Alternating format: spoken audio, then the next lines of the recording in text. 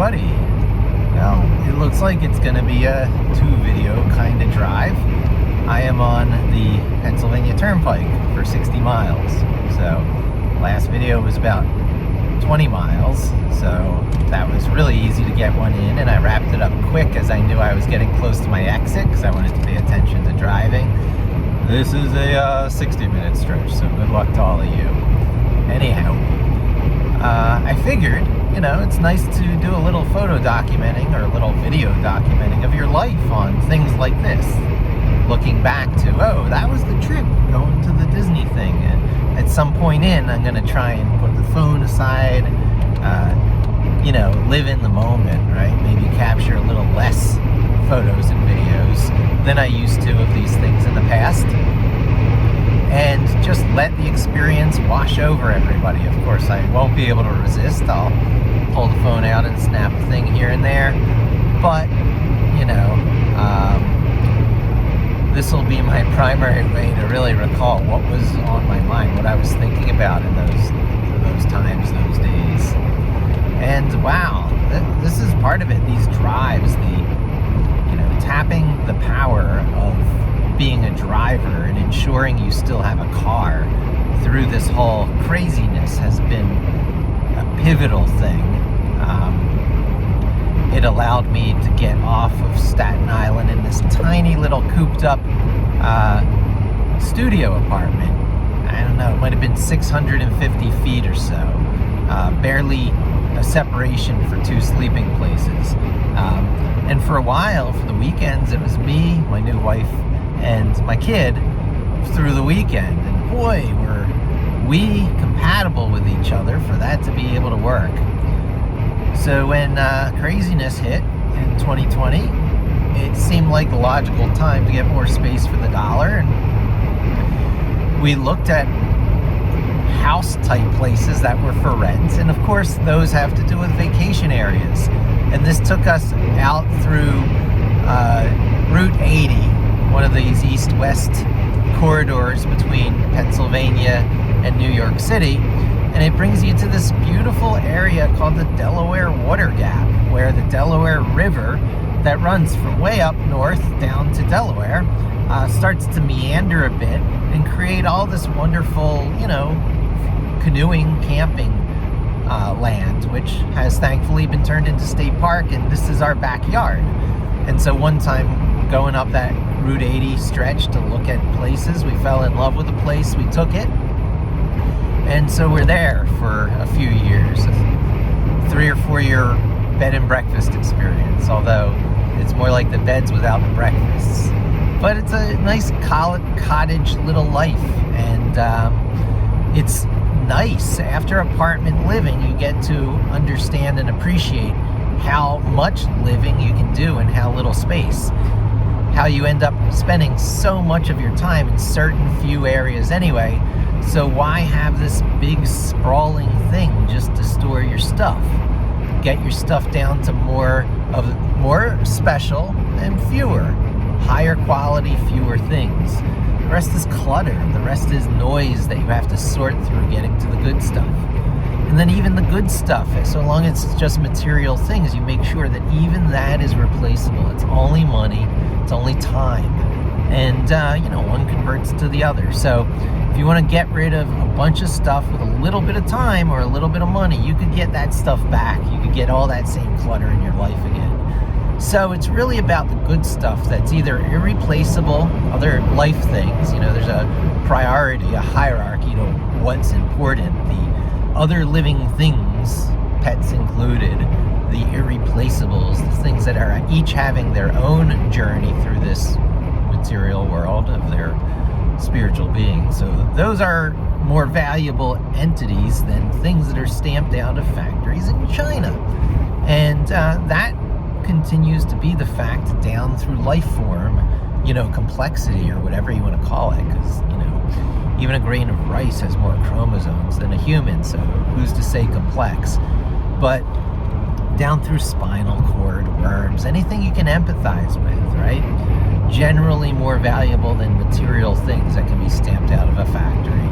There's a crossover, because down there somewhere it gets to microbes and bacteria and things that are questionable, whether they're even alive and have a sentient experience. So you prioritize things, and you have your own moral code and how you make those fine distinctions. But that's where people like vegetarians and vegans all come in. They set that line. And I'm certainly more in tune with that vibe than I used to be. I've essentially given up milk for all purposes except for what it's intended for, the rearing of young. It's strange that humans are so lactose tolerant and can enjoy dairy long into their adult life. It's unnatural. The Chinese don't do it much. So we could all do to get rid of a little dairy from our life, even though it's so well balanced between sugars and proteins. It's really tempting.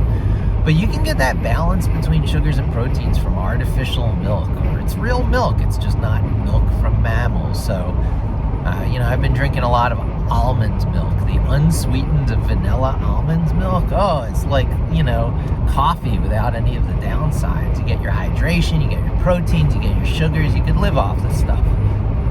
Have that with some greens and maybe an avocado or something. And, that's dream living. And so I will not be subject to the thing that picked off my dad, which, ironically, being back here in the Philadelphia area now, it won't be the Philly cheesesteaks with me. The suburban Philly cheesesteaks, the battle between, I forget those two Roxborough places, but he partook of the local battle for the best cheesesteak. And as a 60-year-old man still running a high-stress business, check cashing organization, he was not a candidate for a high cheesesteak life. And neither shall I become. So I'm approaching these ages where I start to saw my dad's decline, right? So my dad declined. He was in this rigorous stretch of 13 years commuting to New York City from the suburbs of Philadelphia every day. So that just aged him. I mean, he enjoyed his time on the train, and he talked about that quite a bit. And I can certainly relate to that now more as an adult than I could as a kid. That was his time away. He didn't have to walk the dog at home, because those days in the suburbs. So that Amtrak trip was his me time. So more power to him. But my me time is in the bathtub in the morning. Oh my God, a hot bath, a hot long bath.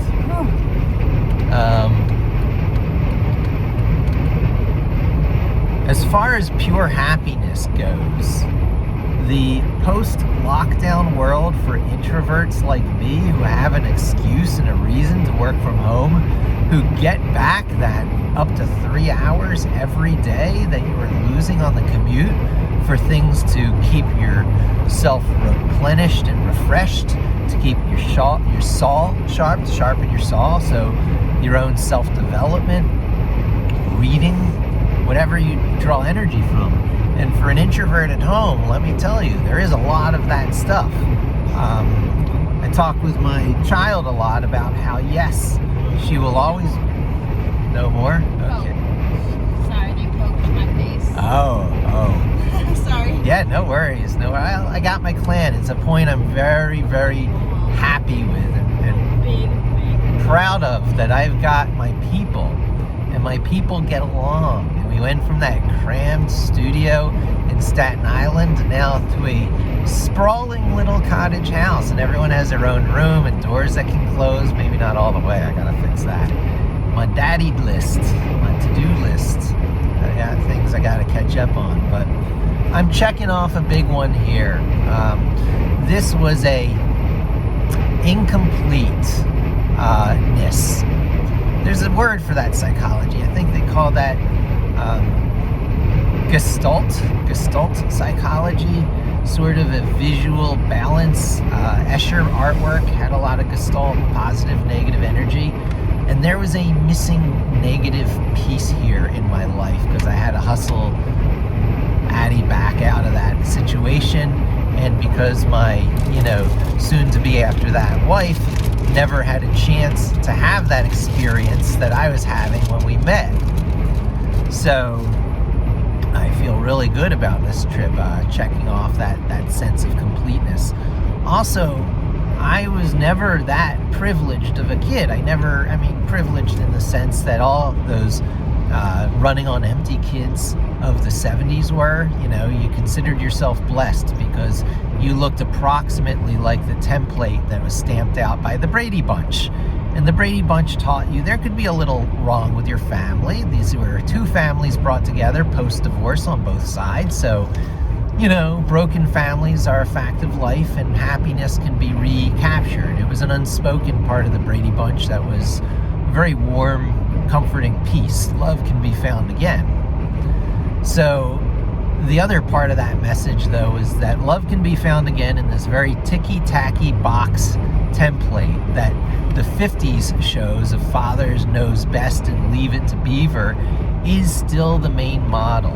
And there's a house, and there's a mortgage, and there's a sitcom, and people plant roots. And what isn't talked about is that when the parents die, the kids have to decide who gets the house, and it often gets sold, if not even before that, by retiring parents who use that as their nest egg to move to Florida. So the concept of roots in most families is a farce. There might be someone in the family who keeps the house, but then they start playing that Marlon Brando Godfather thing. You know, come visit the old place. Oh, you want to visit your bedroom? I don't like that vibe either.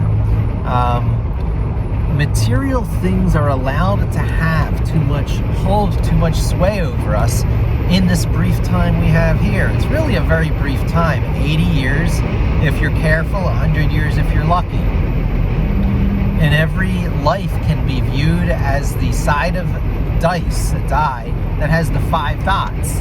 2 of those side by side, like a domino with 5 dots on each side. If each of those dots has 5 dots, it goes 5, 10, 15, 20, 25, 30, 35, 40, 45, 50. That's 50 years. And then you take that and you stack one more row so it makes a perfect square again.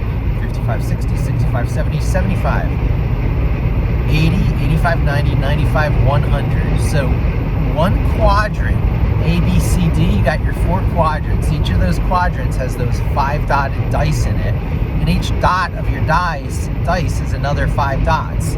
That is one generous life. That is how you count up to 100 and visualize it easy and measure how far along you are. So I finished the top row.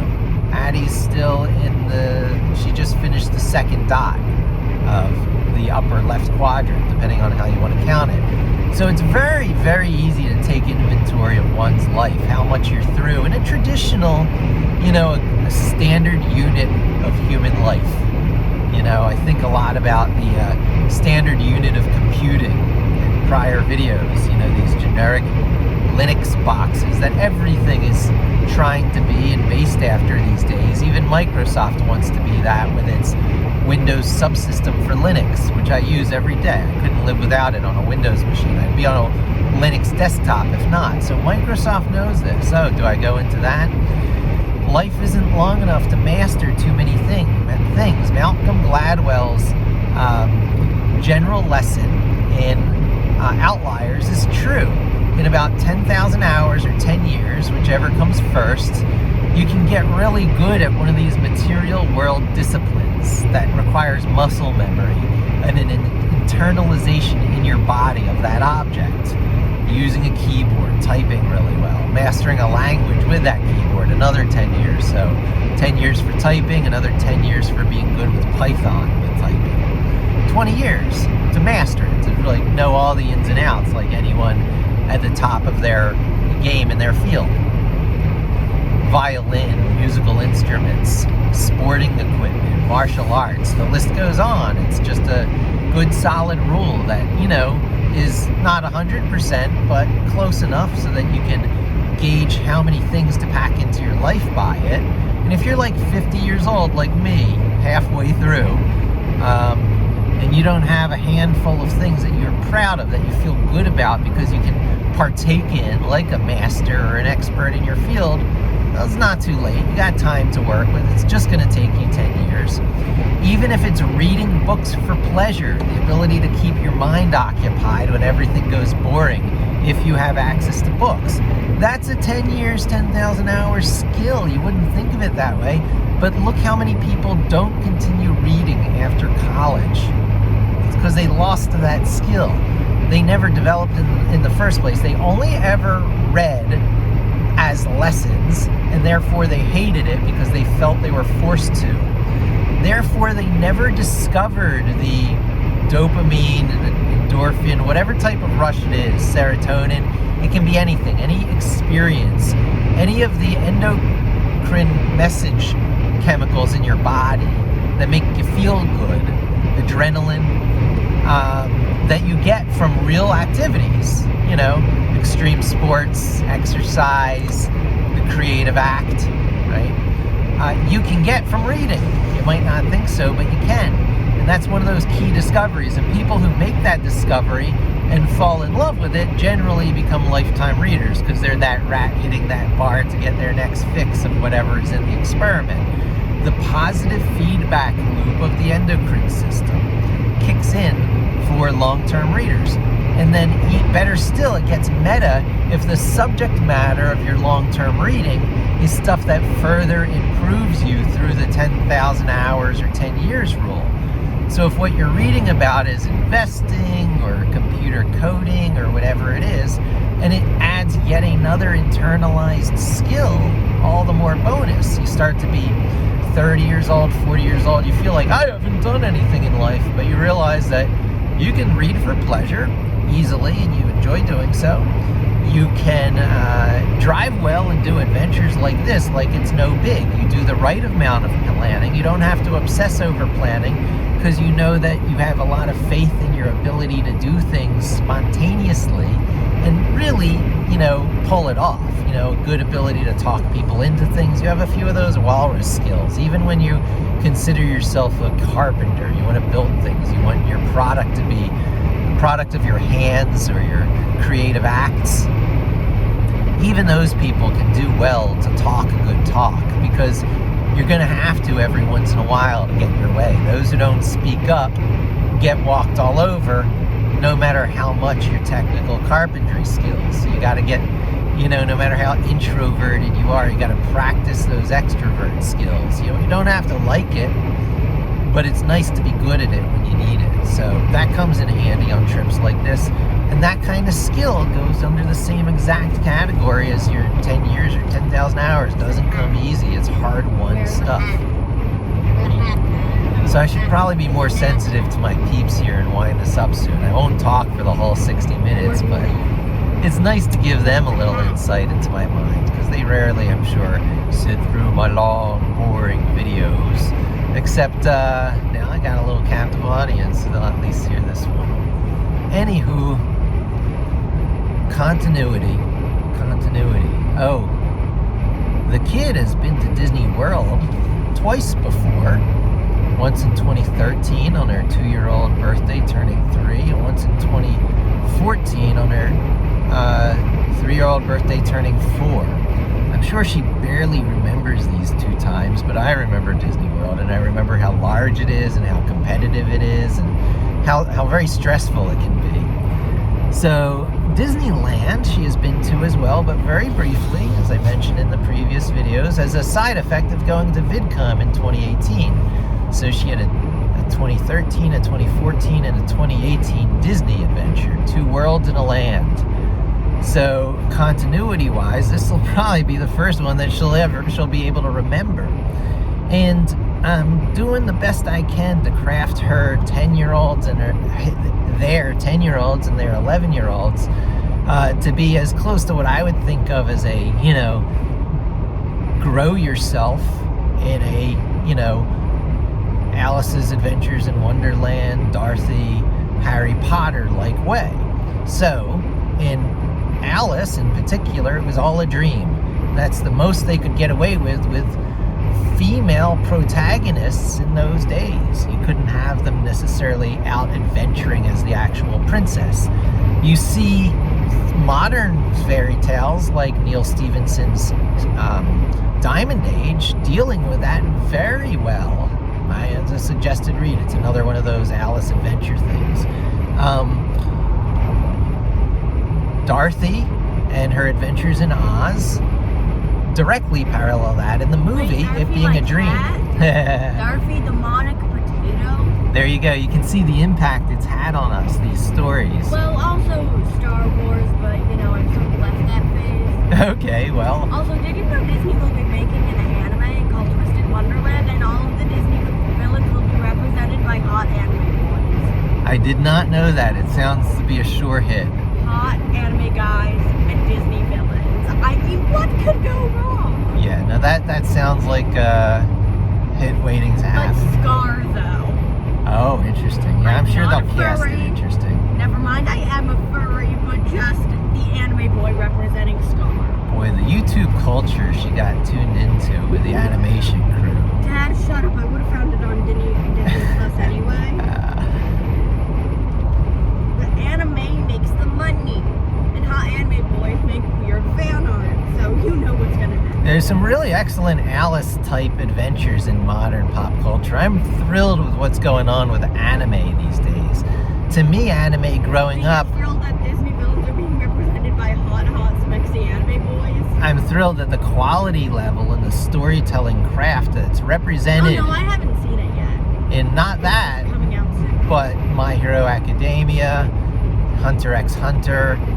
You know, I think it started with Cowboy Bebop in my mind, because that's the only anime I remember from back in my time. That was even after my time. That was like the 90s, early 90s, and I was born in the 70s. So I was 20 years old by the time anime started to become Jones fishing rod after mainstream. Jones learns that. I'm sorry, don't leave me. But mostly I was Akira and Ghost in the Shell. So I had the wrong impression of anime. It always this, you know, moody, intense goth, 90 minutes minimum emotional, you know, investment. And then along comes Avatar, The Last Airbender. Woo, wow. Americanized anime I wish I discovered it earlier, but not really, because now I got to experience my first real watching of it, giving it a proper chance with Nat. And that was, you know, an earmark experience. You know, when you're reading a book and you dog ear a book, those are those things that you look back to all the time and you go, oh, you remember back when we watched The Last Airbender together? We both kind of saw it before. This is the first time we really stopped and paid attention. And then we watched, you know, Kira after that. And it really broadened my tastes in anime. It added anime back into my palette. And then we saw My Hero Academia, and wow, it doesn't even have to be really excessively pandered for the American audience. A little bit pandered for us, you can see it. Clearly everyone's, you know, Caucasian white. Except it's certainly not as written for the American audience as Last Airbender was. But in any effect, on any account, everything, the quality level, you know, there's so much more of it. You know, all ships rise and riding, whatever. Okay, anyway, I'm gonna wrap up here because here's my signs. Bye-bye.